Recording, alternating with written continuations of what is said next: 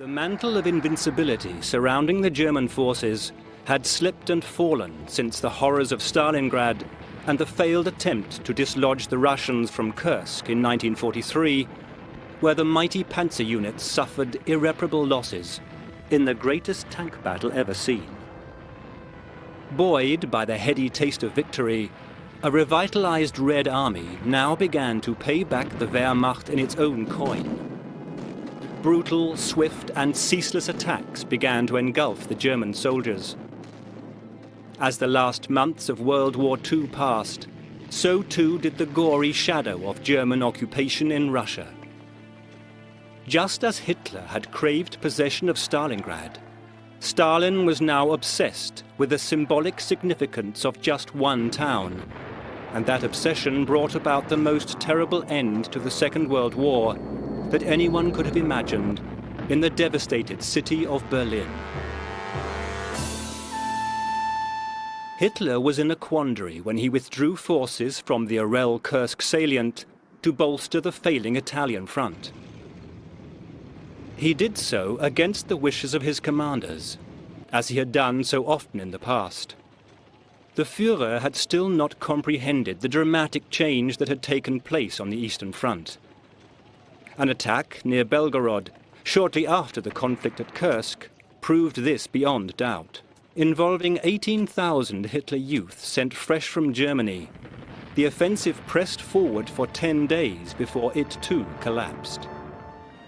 The Russians began bombing the vitally important Romanian oil fields, from where Hitler drew his last reserves of oil.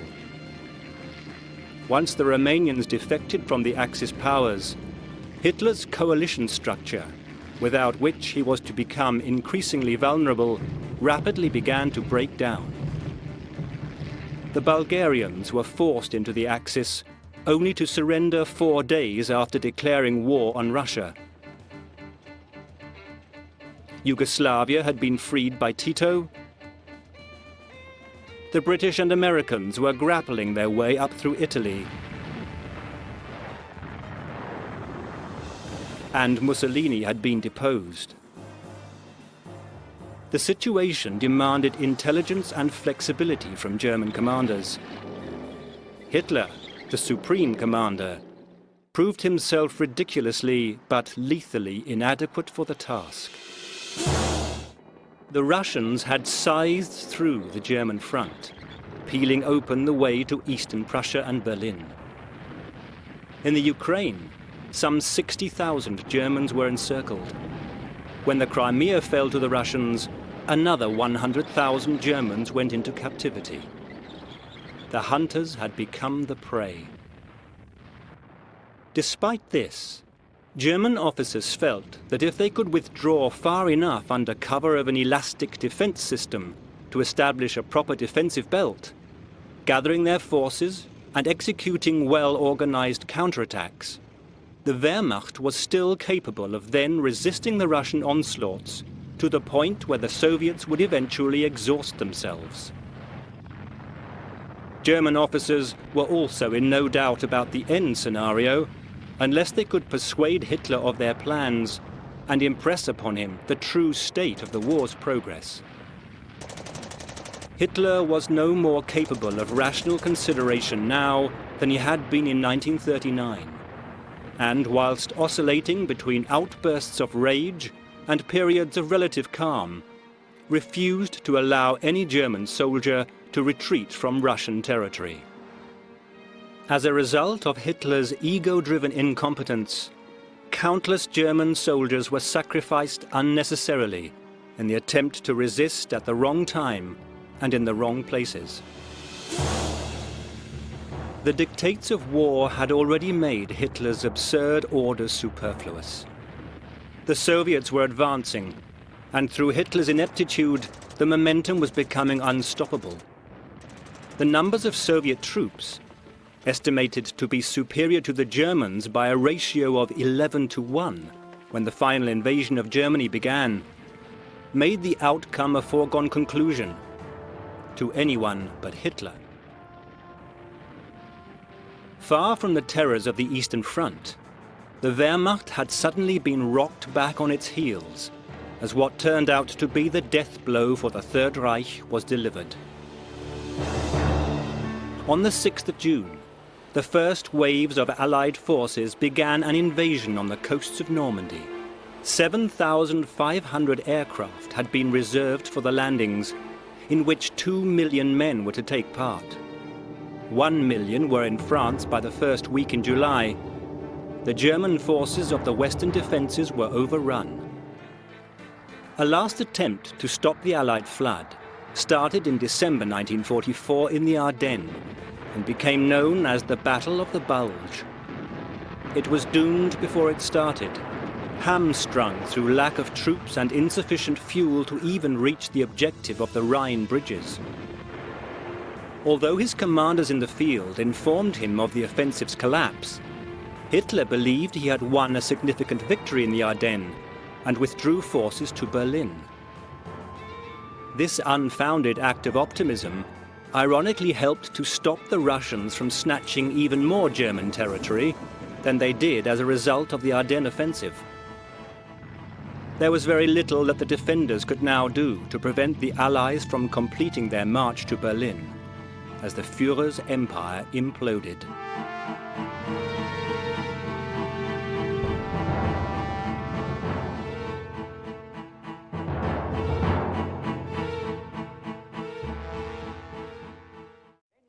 The Germans had a mortal fear of the Slavs in the east, a fear that had been stoked by continuous Third Reich propaganda. Hitler's regime ensured that the fear was justified. Some 23 million Russian soldiers and citizens had perished in terrible agony during the German onslaught, an unimaginable number. The land had been ravaged and homes left in ruins. Such sights could only inflame Soviet wrath still further. The Germans may have been in full retreat, but they exacted a blood-stained toll from the Soviet soldiers. They destroyed anything from railway lines to weapons that they could not take with them. Yet even as they destroyed, German soldiers were in no doubt that if they fell into the hands of the Red Army, revenge would be swift and merciless. Worse still were the thoughts of what would happen to Germany and their own families should the unthinkable occur and the Russians invade the fatherland. Their minds overflowing with such possibilities, the soldiers fought on, not for Hitler, but for home. Events the following year would see their worst nightmares realized. Once the retreat was underway, the Russian partisans stepped up their attacks on the Germans, their supply lines and equipment, hitting them whenever and wherever they could. Many of the men had been evicted from their houses by the Germans or seen their homes blown up by them. Others had escaped from the huge German encirclements or fled from the threat of deportation to the Reich factories. One of the most heartbreaking episodes was that of 18-year-old Zoya Kosmodemyanskaya, captured whilst setting fire to German stables. Led to the gallows, her alleged crimes written on a board hung around her neck, she defiantly told her captors that they could not hang 190 million Russians. Then she was executed. The Russians were no longer the underdogs, no longer naive in the tactics of warfare. They had learned from the Germans and were now using their knowledge to devastating effect. Soviet starfighters and bombers flashed through the skies where once the Stukas had dived. Russian tanks smashed the panzers into flaming wrecks, and artillery hurled unceasing bombardments into the German lines. In the wake of the steady German retreat came the liberation of the Russian cities and towns that had withstood the stranglehold of German aggression. Leningrad had been freed from 900 days of starvation and never-ending bombardments in January 1944. 1 million people had died, a third of the population.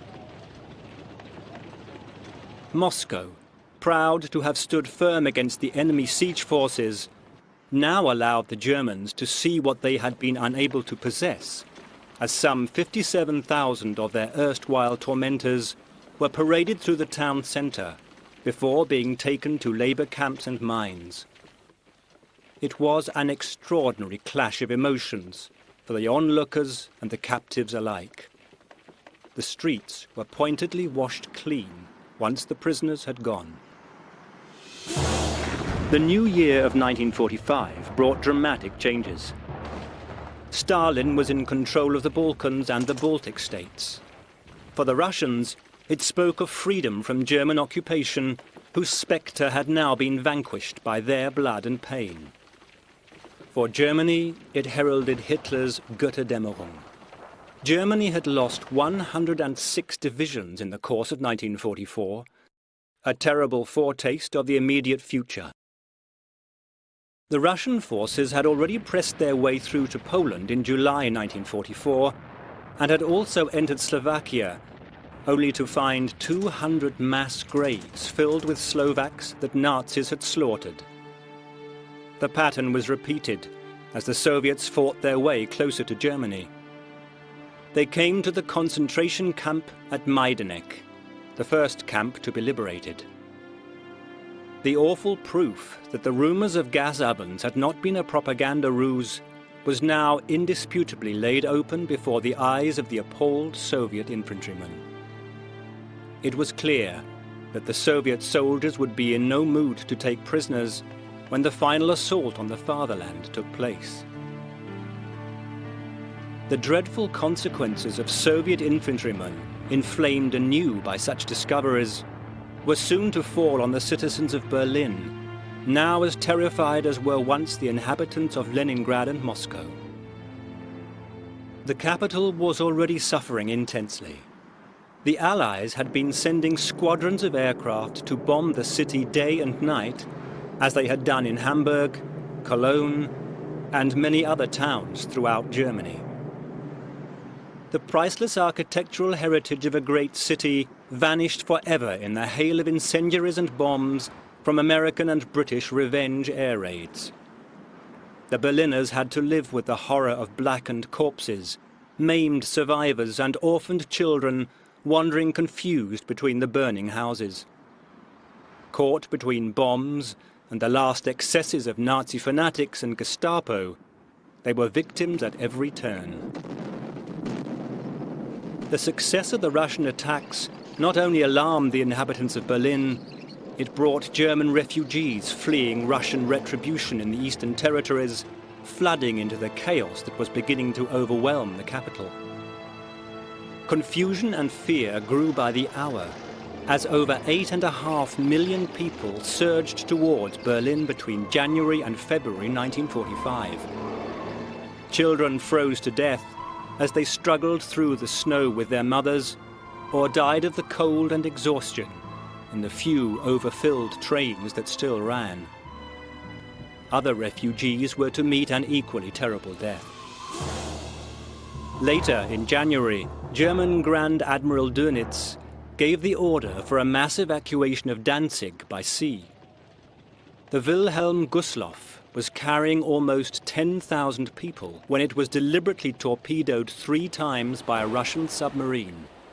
It was a miracle that 1,300 passengers were rescued from the icy waters. Those torpedoed on board the General von Steuben hospital ship in February were not so fortunate. None survived.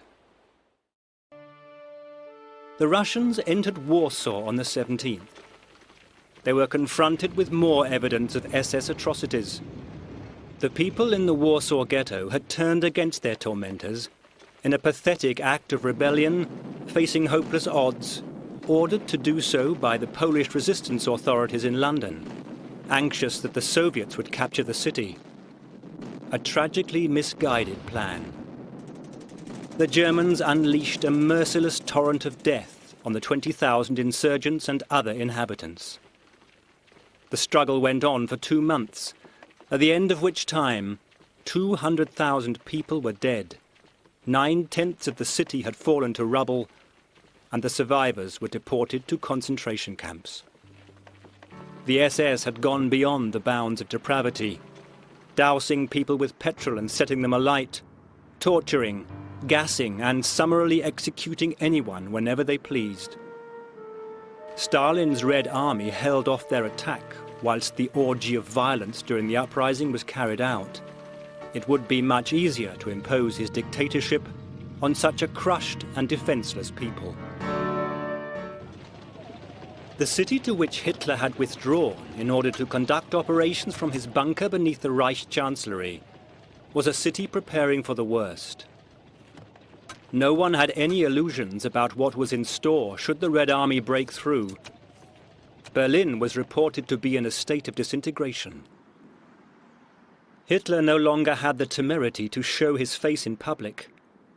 Drowning in the humiliation of failure, he had been reduced from an arrogant, strutting dictator to a shambling failure, lost in the fogs and fantasies of mental degeneration.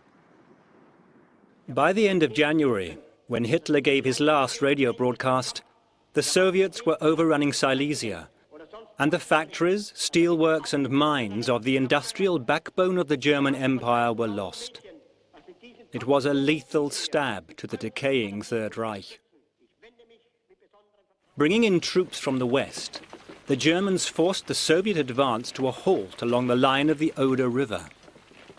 The Russians were tired and their lines overstretched, but the increasing mental disintegration of the Führer was a hindrance to all levels of German command, and the respite was only temporary. The Oder River was an important psychological symbol to Germans. It was crossed by the Russians on the 31st of January. The Reich Chancellery, with its cowed inhabitant, was a mere 40 miles away. The final appalling tragedy of the war was about to unfold. The pathetic response by the Führer to the alarming news from the Oder was to form a Panzerjagd division, consisting mostly of Hitler youth on bicycles, armed with the anti-tank Panzerfaust. No greater indication of his mental condition need be sought. American bombing raids over Berlin were intense, killing 3,000 people in one morning on February the 3rd. Bombs hit the Chancellery and also crushed forever the hysterical voice of Roland Freisler, the judge who had sent so many anti-Nazi Germans to the hangman and guillotine. On the same day, Roosevelt and Churchill flew to meet Stalin at Yalta. The conference, which divided a defeated Germany into zones of occupation, revealed increasing tensions amongst the Allied leaders and spelt the end of hopes for an independent Poland. 10 days after Yalta ended, British and American bombers committed one of the most angrily disputed acts of the last months of the conflict. They obliterated Dresden. The fighting became bitterly vehement, especially around fortified towns throughout February and March. In Königsberg, the capital of Eastern Prussia, the remnants of the Third Army were now trapped. The battle for the town was unremitting in its violence. When it was finally captured, its defense had wasted the lives of 42,000 men. In Breslau, the blind fanaticism of the German command ensured that the worst siege of the war on German territory lasted until after Berlin had fallen. With the severity of the battles increasing, so too did the punishments for those attempting to desert or avoid the carnage. On both sides of the line, the alternative to fighting was to be hanged or shot. An eerie air of catastrophe was setting over Germany. Hitler's ranting instability caused fierce rows with a fearless General Guderian about the strategy to deal with the situation. Guderian only managed to squeeze a German panzer counterattack towards the coast out of the Führer, but this had to be abandoned 48 hours later. The Russian presence was simply too great. When a shocked Stalin heard that the bridge at Remagen on the Rhine had been captured by the Americans on March the 7th, the Russian push for the capital took on a new urgency. Aware that Churchill wanted to get to Berlin before the Russians, Stalin saw that this possibility now existed. He need not have worried. Roosevelt and the Americans were anxious to placate Stalin, and Churchill's misgivings, based on reports from Soviet-occupied Poland, were ignored. Were it not for the political infighting that pitted Eisenhower against Montgomery in a tussle for power that mirrored that of the Soviet commanders, the whole course of post-war German history would have been radically different. Nervous of Churchill, Stalin urged Zhukov and Chuikov to begin the final assault, playing on their intense rivalry to overcome the enormous difficulties. He hoodwinked the Americans into believing that Berlin was no longer of importance, and that he would not send the bulk of his forces there. Eisenhower fell victim to his own desire to believe what he heard. For that weakness, post-war Germany paid a high price. Roosevelt died on the 12th of April. American policy did not change with his death. The Americans sped across Germany to the Elbe, but on the 15th, they were ordered to go no further. Stalin's deceit was working faultlessly. The catastrophe was ready to begin, and Hitler had just 15 more days to live. At 5 a.m. on April the 16th, the Russian artillery filled the air with shells. 42,000 artillery pieces were lined up to batter the German defensive lines, whilst searchlights pierced the early morning air in an attempt to blind the defenders. Russian troops waded into the river Oder and moved on the Zelo Heights, the last natural barrier before Berlin, as the battle descended into chaos. Regiments and battalions lost orientation in the smoke and marshy ground, and Soviet casualties mounted alarmingly through ruthless German resistance. The attack mutated into a massacre of Soviets. The bright lights blinded their own frontline troops and made them easy targets for German guns. 30,000 of the Red Army men were helpless victims of Stalin's over-optimism and haste. Soviet advances were nowhere near as rapid as expected. For the next week, the merciless fighting heaved towards the capital, with the Germans throwing everything in manpower and weapons that they possessed at the Soviets, grinding their way forward step by step. In Berlin, the shell detonations in the east were already shaking the buildings as Hitler celebrated his 56th and last birthday on April the 20th. American and British bombers made sure that the inhabitants of the town paid a heavy price for the Führer's presence on that special day. One day later, following the last air raid, senior Nazi Party officials rushed to leave the city. Shortly after the bombers turned away, the first direct artillery fire on Berlin sent shells crashing into the city centre, a prelude to the nightmare yet to come. Hitler was astounded by the artillery bombardment, but it did nothing to clear his head. On the contrary, he added to the confusion as he scattered around orders for assaults with non-existent troop units, regularly threatened officers with executions, and dismissed others.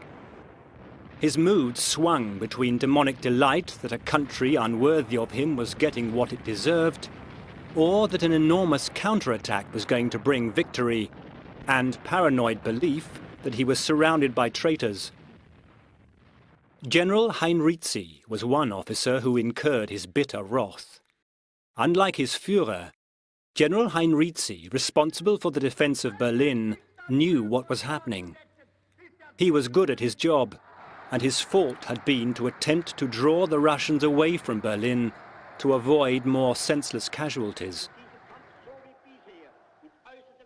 Against the 1.5 million Soviets ranged around Berlin and beginning to move into the outskirts of the capital, Berlin was a city defended by little more than the 40,000 partly unarmed men of the Volkssturm militia, primarily made up of old men and youngsters, and the Hitler Youth. These were sent in remorselessly against the Soviets, with a cold indifference that beggars belief, by a man who had already taken his leave of reality and now wallowed in contempt for the German nation. Only 45,000 regular troops were available. The Russians were more than surprised when they discovered from Volkssturm prisoners the inadequacy of the defenses that had been prepared. Inside the 15-kilometer ring around the city, they reported that there were no defenses that posed any serious obstacle to the Soviet forces. Even the defenses for the citadel, the defensive zone around the Reich Chancellery, were laughable. Not only were the Volkssturm men understandably reluctant to fight, anti-aircraft defenses were almost non-existent, allowing the Soviet fighters free rein in the skies above. Some of the motorways had been mined and gun pits excavated, but Berlin was in fact woefully unprepared for a major assault, less so than any other major city. Perversely, the Gestapo and SS were still functioning, and they, together with fear of reprisals by the Soviets, bound to the hope that if they could keep the Soviets at bay, the Americans would arrive, kept the fighting going much longer than anticipated. No one knew that the Americans had already rendered that hope impotent.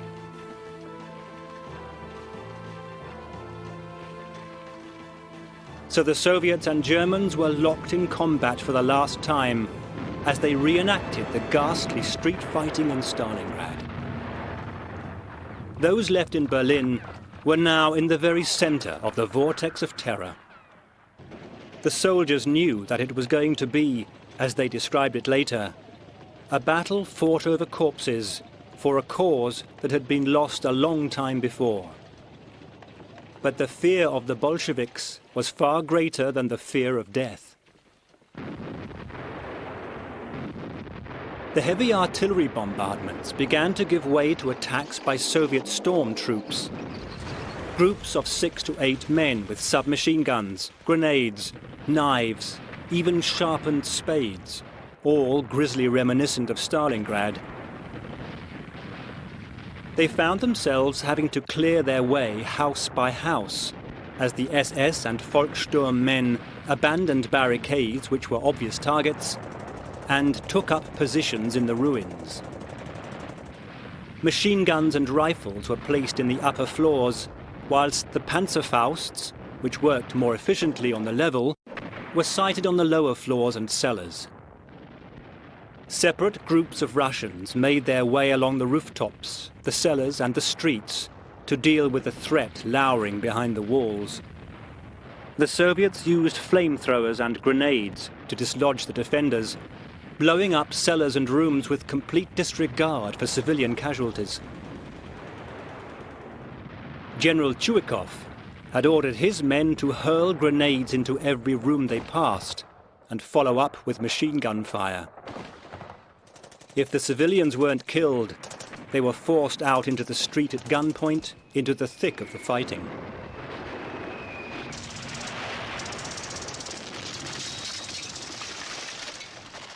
The Panzerfaust had proved so effective in disabling Russian tanks that the Soviets needed to rethink their tactics.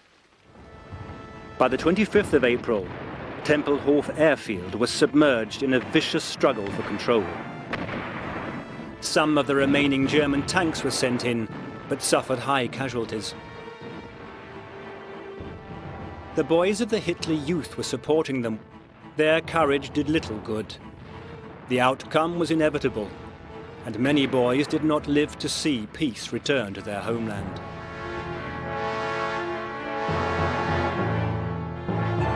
After the airfield had fallen to the Russians, they rounded up 2,000 women to clear the debris of battle. And if the Americans needed any further proof of Stalin's intentions, the following day, the Russian artillery launched a massive bombardment of the city center, backed up with sweeping air raids. This led to even further tension between the rivals, Zhukov and Chuikov. The self-inflicted casualty rates were soaring, but the rivalry ensured that such waste of Russian lives continued. Tiredness causing slow reactions and lack of adequate training also took a toll of young Russian soldiers, as it did of the Germans. Around the corpses of both defenders and attackers, disabled tanks and rubble made the Soviet advance increasingly difficult. For each Russian tank knocked out, retaliation often came in the form of a Katyusha salvo, which made the chaos even worse. It was incredible that anyone survived the onslaughts. German civilians cowering in the bunkers and cellars fared no better than the soldiers. There was little, if any, food, no water, and the hospitals and dressing stations, lacking anesthetics, began to resemble slaughterhouses. Even in these last days of the assault, the fighting outside the city went on, claiming countless Soviet and German lives. Infused with fatalistic determination, the Germans were still counterattacking and even encircled Soviet forces to the north of the city and near Halbe in the south. But the facts covered the brutal reality. The fighting was terrible. German deaths reached horrific levels as the Russian air forces and artillery pounded the defenders mercilessly. Corpses covered the pavements completely. Others lay amongst weapons and the debris from houses, whilst the wounded lay unattended, exposed to fighting that swelled around them.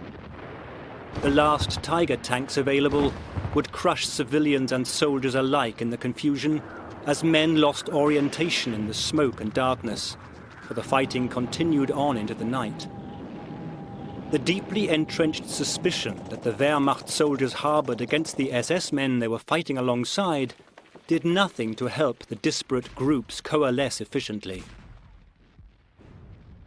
In a final act, as incomprehensible as it was despicable, the SS engaged in an orgy of executions in the capital, as the Red Army closed in around them. Where white flags appeared, they entered the houses and shot the men they found. One Wehrmacht officer threatened to shoot on the spot any SS men he found engaging in such actions. Even some members of the Hitler Youth sprayed houses with machine gun fire if a white flag hung outside. Civilians were caught in the vicious, indiscriminate violence engendered by the fanaticism of both sides. The smell of decaying corpses and the stench of burnt-out buildings ensured that the horror was as all-consuming as it was possible for it to be. Not even in the bunkers was there any respite for the injured and terrified citizens, for the Soviet artillery pounded them without remorse. Dust and smoke mingled with the screams of children and wounded, the shouts of soldiers, and the thundering of guns. The city was reduced to a mass of rubble, in which fires raged and the ruins smouldered. House by house and room by room, the Soviets pressed forward under appalling losses, for the Germans gave no quarter. The Soviets were being made to pay a heavy price for the glory of capturing Berlin. Every attack met with desperate gunfire and rigid resistance. Soviet officers and men fell with each step they took to victory.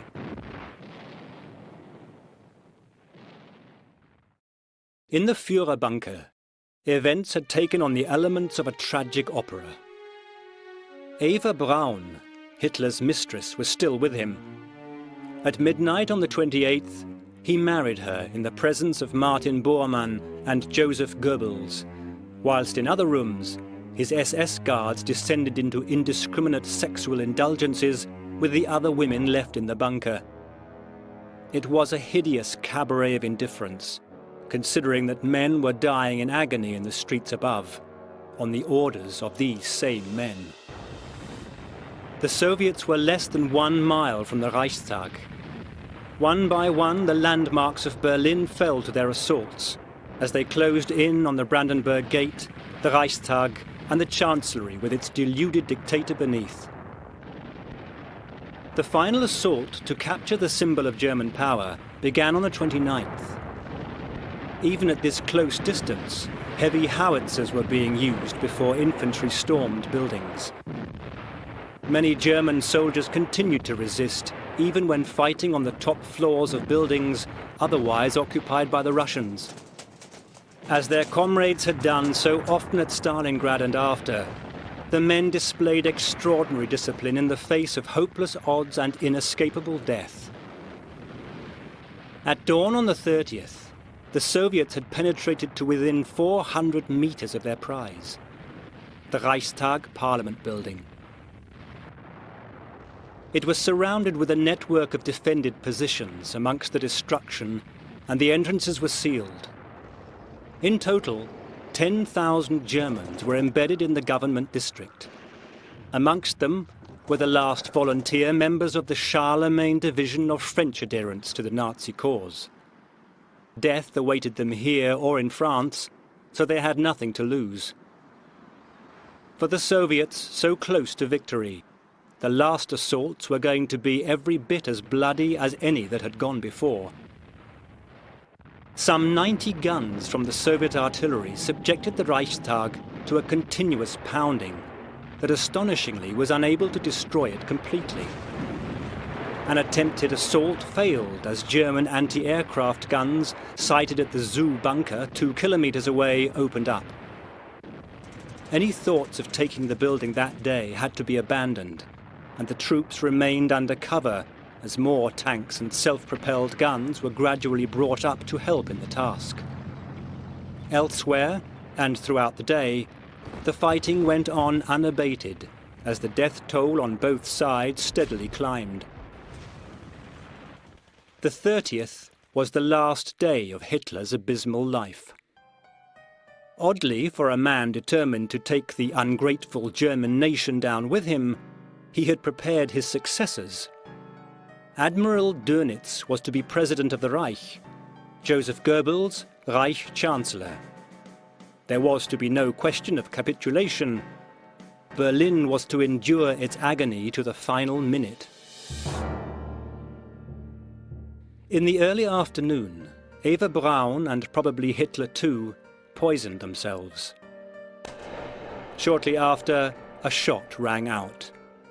The Führer was dead. The man who had caused so much unspeakable misery was finally too scared to face the world on which he had unleashed such an inferno of death, and died as the centre of his 1,000-year Reich and its distorted philosophies were being blown apart. The corpses of the dead couple were taken outside into the garden of the Chancellery, doused with petrol and burned. Those standing around raised their arms in Nazi salute. The revolting infection of National Socialism had still not been defeated.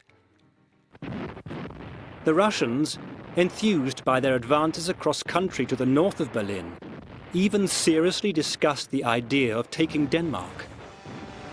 Only swift British action by the troops under Field Marshal Montgomery to occupy the northern sector of Germany prevented them from gaining an even greater foothold in Europe. But the Americans had no intention of doing the same for Prague. The new American President Truman refused a British request to have American troops prevent it from falling into Russian hands.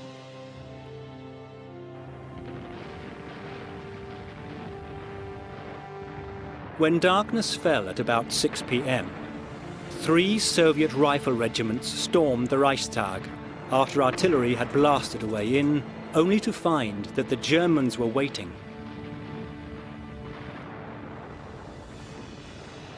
With rifles, hand grenades and even Panzerfausts, a terrible and bloody battle exploded within the walls of the Parliament. Even as the red flag of victory was hoisted up outside, the fighting continued inside throughout the night in a futile gesture of defiance. No one knew that Hitler was dead. Not until the afternoon of the following day did the German defenders lay down their weapons. From the remains of Hitler's entourage left in the Chancellery, an attempt was made to negotiate a ceasefire with the Soviets. Goebbels refused unconditional surrender. The Soviet response was to unleash what has been described as a hurricane of fire on what was already a devastated city. No one was to be spared, even in the dying embers of the Third Reich. There was no ceasefire to end the terror immediately, whilst some, such as the defenders of the fortress at Spandau, negotiated an end to the hostilities for their bunker, others continued fighting. Attempts at breakouts to avoid Soviet captivity, using the last of the tanks, ended in massacres of civilians and soldiers alike. Most of those left in the Chancellery had fled following Hitler's death to try their luck in escaping the Russians. The officers left behind committed suicide. In an act of grisly fanaticism, Goebbels and his wife Magda gave their children morphine and then poisoned the drugged children. Goebbels and his wife bit their ampules of poison. Whether they then shot one another simultaneously or someone else finished the task is unknown. Their bodies were then also cremated. Piece by piece, Nazism disintegrated.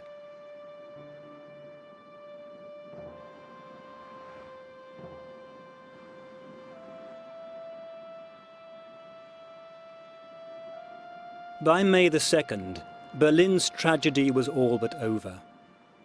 The last of the SS, Hitler Youth and Volkssturm men were flushed out of the cellars, underground tunnels and ruins of the city.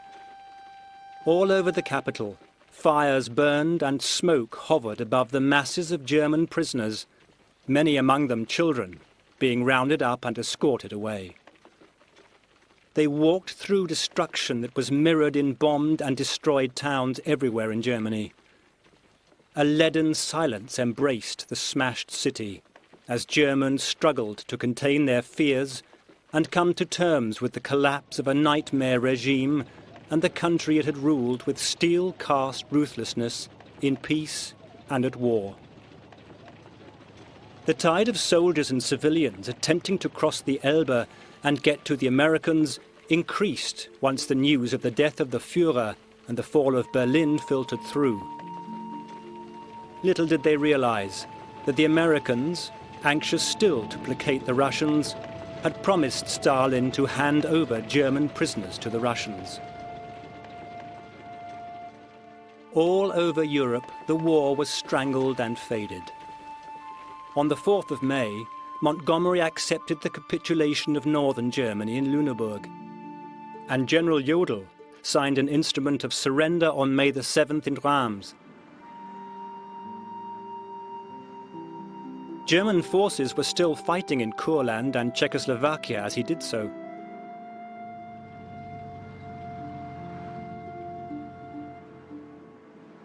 One day later, Wilhelm Keitel was summoned to sign the Act of Capitulation in Berlin. For Europe, the greatest war in the history of mankind was over. The suffering, the scale of the slaughter for the Soviets is almost too overwhelming to be understood. An estimated 1 in 7 of the Russian population were dead. 28 million people.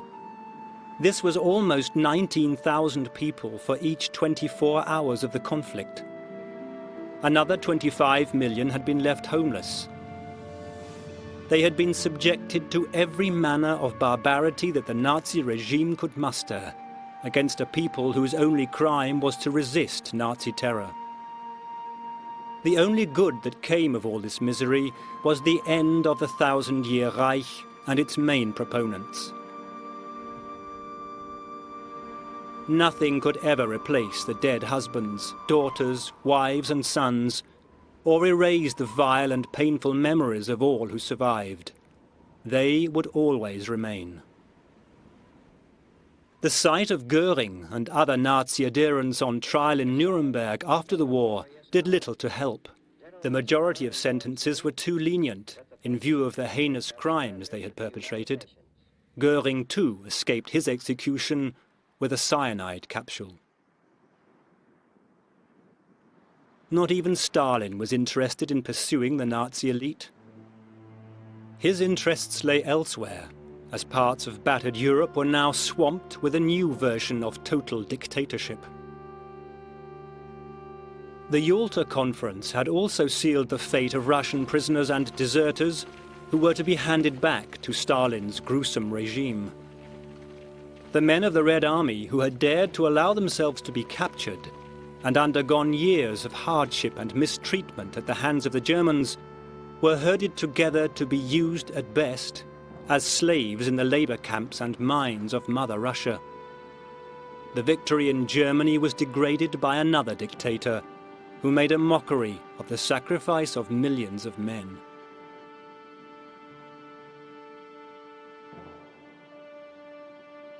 Before long, Stalin had undone the few reforms he had allowed in the war years, and the iron fist of communism descended to blight the country with renewed terror. Berlin's fate was partition that rent apart families for almost half a century.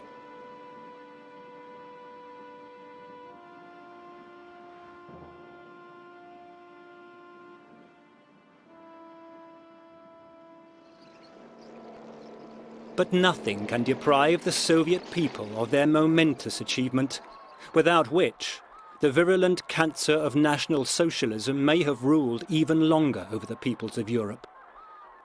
From unimaginable horror, they emerged triumphant to crush their tormentors. Their victory in Berlin was an important symbol of hope. All over the world, the joy of peace returned was lined with a heavy sadness for those who had lost and sacrificed their lives in the deserts of North Africa, the jungles of Asia, and on the beaches of France. Subsequent conflicts prove how unlikely it is that politicians will ever exhaust the excuses to send soldiers to their deaths. But the depth and extent of depravity and human degradation of Hitler's rule were unique, as were the sacrifice and courage of those men and women who lived and died during the black years of World War II.